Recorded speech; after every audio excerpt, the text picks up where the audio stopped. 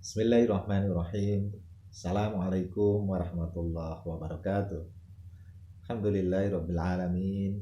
Wassalatu wassalamu ala asyrafil anbiya'i wal mursalin sayyidina wa maulana Muhammadin wa ala alihi wa sahbihi ajma'in.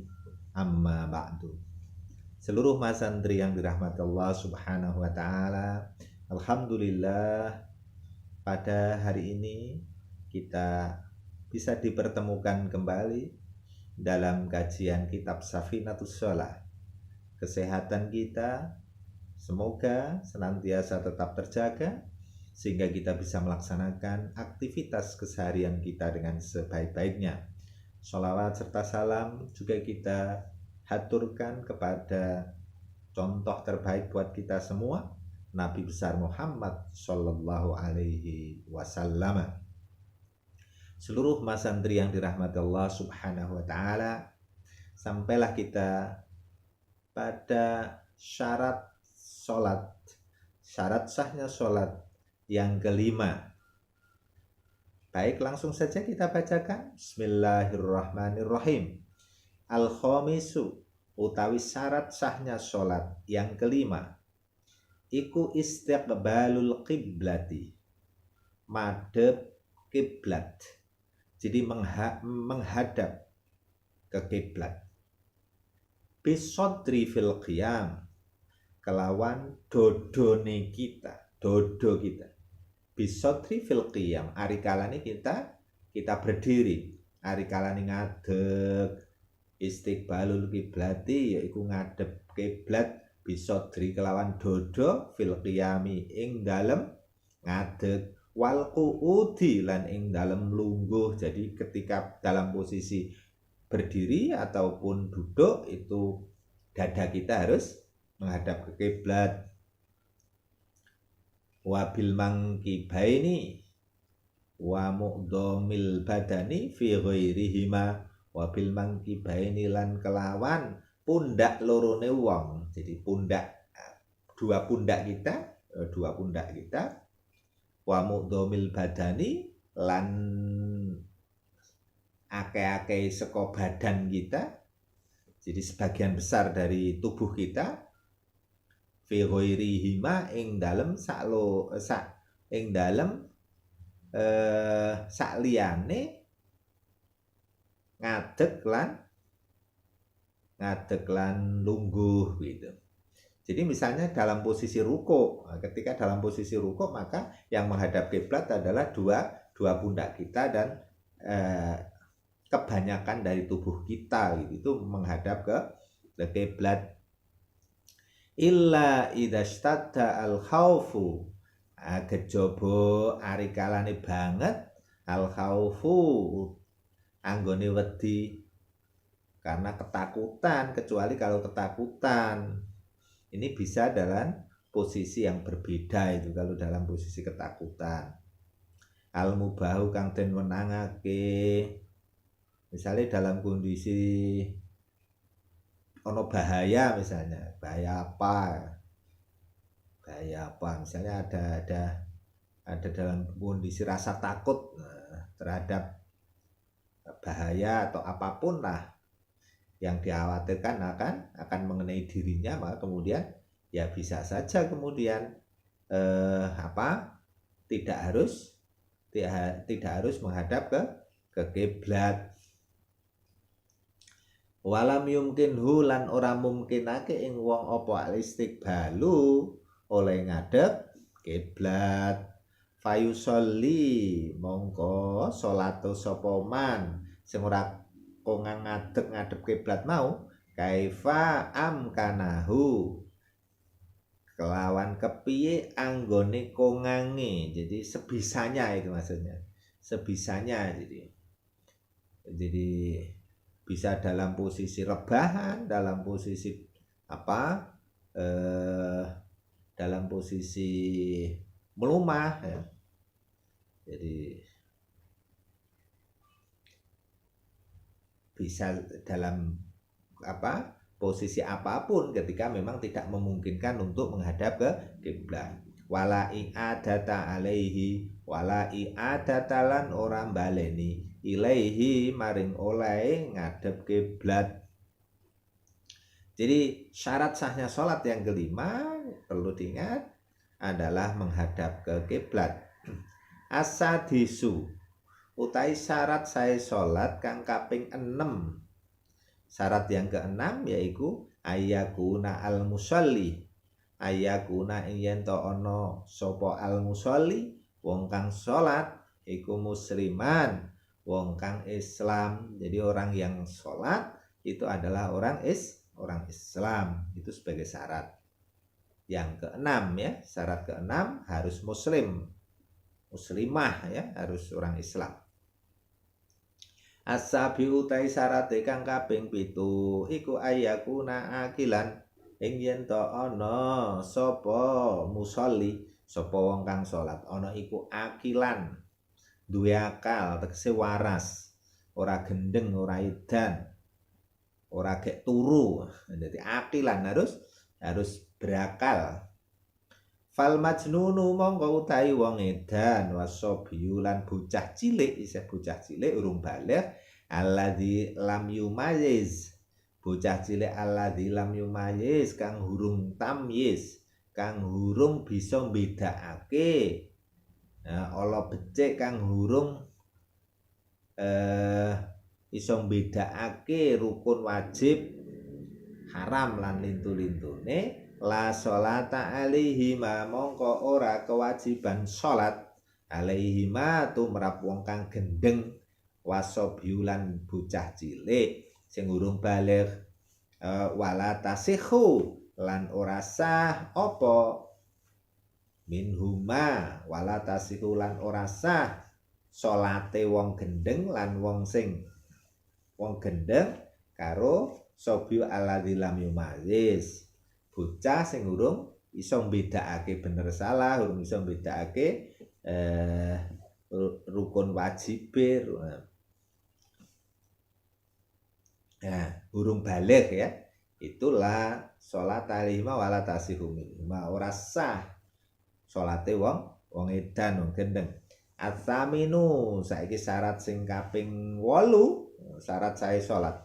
Atsaminu utai syarat sae sholat kang kaping 8 iku antakuna ing yen to ana sapa almar'atu wong wadon iku nakiyatan, bersih, suci, bersih, minal haidi saka haid, saka darah haid, wan nifasi lan darah nifas.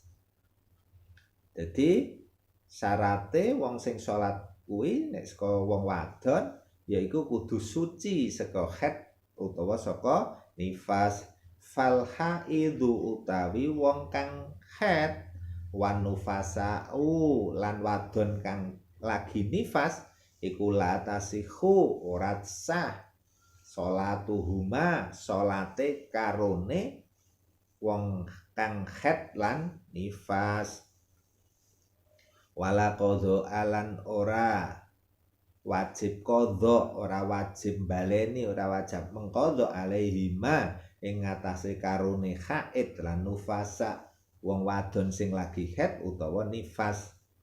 Fa in dakhalal waqtu mongko ari kalane manjing apa wektu, wahia mongko utahi wadon wis manjing wektu, wahia utahi wadon orang perempuan tadi itu tahiratun dalam keadaan suci, fatoro'a alaiha al haidu, fatoro'a alaiha mongko ngenani alaiha ing atase wadon apa al haidu haid, wan nifasulan nifas. Ba'daan mado sakwise yen to kliwat mayasau wektu sing cukup wajibati tilka sholat, nglakoni kewajiban-kewajibane sholat iku, wajaba mongko wajib alaiha ing atase wadon apa qadhauha oleh mengqadhonya. Kita contohkan misalnya saudara dalam keadaan suci, sudah masuk waktu duhur. Duhurnya misalnya jam 11.45 misalnya. 11.45 masuk waktu duhur. Kemudian saudara belum sempat wudhu, belum melaksanakan sholat. Ini kemudian jam 12 belum melaksanakan sholat duhur. Jam 12 saudara kedatangan tamu yaitu haid. Datang haidnya, keluar darahnya, darah haidnya. Wan nifasu atau atau beranak, darah nifas ya. Darah nifas ba'daan madho mayasa wajibati tilka sholat. Sehingga waktu 15 menit tadi itu mestinya sudah cukup untuk wudhu dan melaksanakan sholat duhur. Maka wajib alaiha qadha'uha. Wajib mengatasi perempuan tadi itu mengkodok waktu duhur, gitu. Waktu duhurnya itu.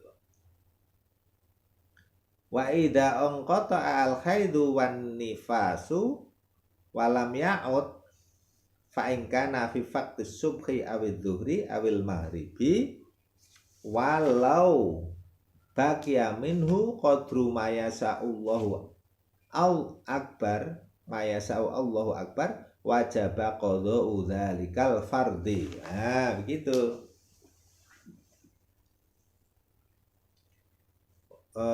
Wajaba alaihi qada'uha wa idza inqata'a al haidu wan nifasu lan ari kalane wis pedhot, artinya berhenti haidnya, wan nifasu dan berhenti darah nifasnya, walam ya'ud artinya tidak keluar lagi, fa in kana fi waqti subhi mongko ari kalane mampete haid utawa nifas mau ing dalam waktu subuh utawa zuhur utawa maghrib ya, walau baqiya minhu selan cukup waktu mau qadru mayasa sekirane cukup ngucap Allahu Akbar wajaba qada'u dzalikal fardhi, maka wajib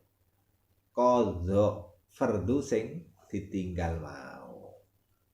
Jadi misalnya waktu zuhur itu saudara masih haid, berhenti haid itu pas jam 2:30 misalnya, 2:30 pas berhenti haidnya.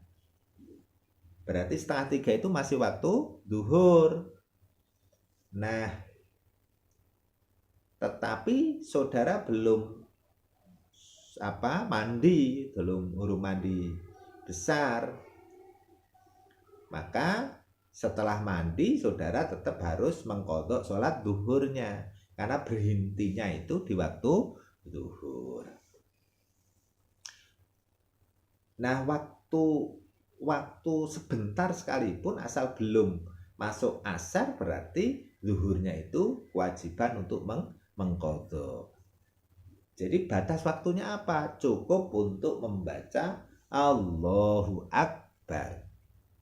Jadi misalnya duhurnya itu sampai jam 3 tepat, misalnya jam 3 tepat itu masuk habis waktu duhur, artinya masuk waktu asar jam 3 sore tepat itu, maka ketika jam 2:58 misalnya kok mampet haidnya atau nifasnya jam 2:58, maka biarpun hanya memiliki waktu 2 menit, saudara tetap wajib mengqadhanya. Tentu setelah mandi, setelah membersihkan diri, setelah mandi, setelah wudhu. Ini baru kemudian bisa mengqadhanya.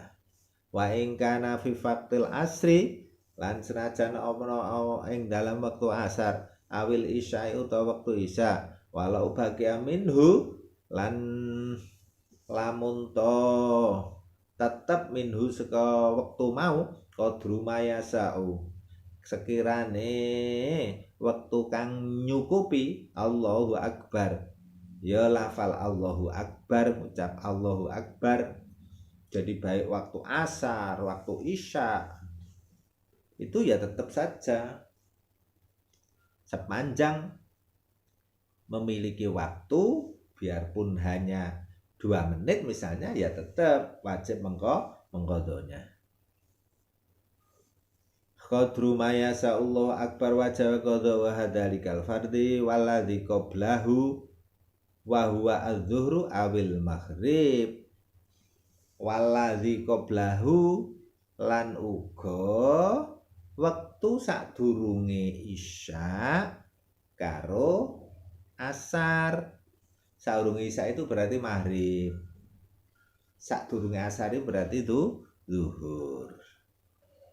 Jadi ketika wa in kana fi waqtil asri awil isya'i walau baqiya minhu qadru ma yasa'ullah akbar wajib qada'u dzalikal fardhi walladzi qablahu wa huwa adz-dzuhru awil maghrib. Jadi arikalane saudara itu suci bagi perempuan suci di waktu menjelang fajar ini maka saudara setelah setelah mandi ambil air wudhu maka saudara wajib mengqadha salat isya maghrib dan isyanya. Atau misalnya sampai lemampet itu jam 5 sore atau ya setengah 6 sore. Artinya mampetnya di waktu berhenti haidnya atau nifasnya di waktu asar. Maka setelah saudara mandi, saudara wajib mengqadha salat zuhur dan asarnya. Mengapa begitu? Karena salat zuhur dan asar ini keduanya itu bisa dijamak, bisa dikumpulkan saat saudara itu musafir dalam perjalanan. Maka keduanya bisa dijamak, bahkan dijamak qashar bisa. Demikian juga ketika saudara itu memiliki waktu isya. Jadi saudara misalnya mampet haid itu jam 3 malam. Jam 3 malam sampai bangun terus dilihat, dicek, haid saya sudah berhenti. Nah, maka saudara berarti harus segera mandi. Terlalu dingin, nunggu fajar misalnya, waktu subuh. Nah, setelah mandi, wudhu, saudara bisa kemudian sholat subuh. Setelah itu baru kemudian saudara mengqadha sholat maghrib dan isyanya. Mengapa begitu? Karena sholat maghrib dan isya itu bisa dijamak, bisa dikumpulkan. Bahkan untuk isyanya itu saudara juga bisa selain dijamak juga dikosor atau diringkas. At-tasi'u sekarang rukun syarat sahnya sholat yang ke-9.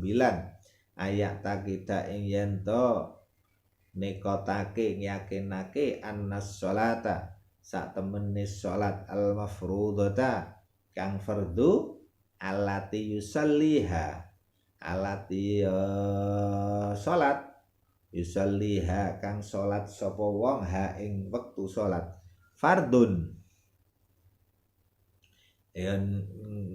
apa ku jenenge niat sholat fardu ngiyakini bahwa yang dilakukan itu adalah sholat fardu ayat takida anas sholata al mafrudota ayat takida yen ton nekotake ngiyakinake anas sholata al mafrudota sak temene sholat kang den fardhoake alati yusalliha alati ya sholat yusalliha kang sholat sapa man ha ing sholat fardun fardu. Jadi harus meyakini bahwa sholat yang saya lakukan adalah sholat fardu. Faman ittaqadaha mongko sapane wong ittaqadaha kang yakini sapa man sunatan ing sholat sunat au khalaqal buhu utawa atine mau kosong anil aqidata ini saka keyakinan loro mau au tasyakkaka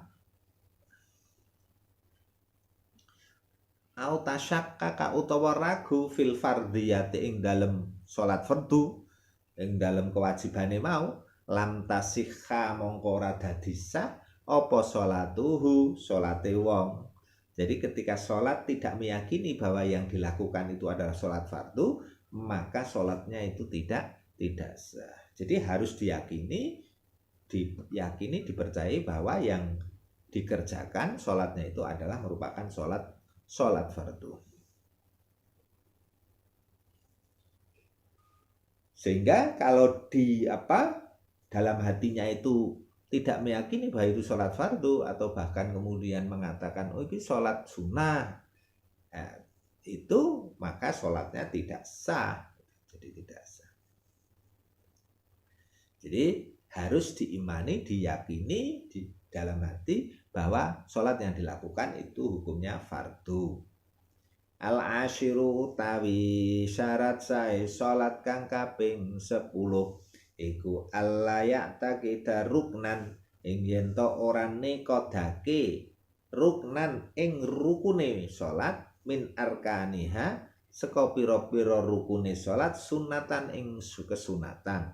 Begini maksudnya, ketika Allahu Akbar takbiratul ihram itu hukumnya rukun, maka harus diyakini bahwa antuke maca Allahu Akbar itu hukumnya rukun sholat wajib. Jadi ya hukumnya wajib karena itu merupakan rukun dari sholat.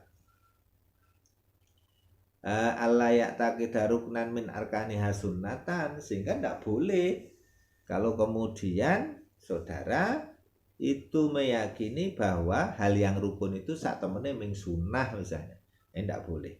Faman ittaqada mongko sapane wong ittaqada kang yakini ha ing fardhu furudon famani taqada furudon aw khalaqal bu anil aqidataini atau fil faridati awi taqada utawa yakinake sunatan ing sunat ragu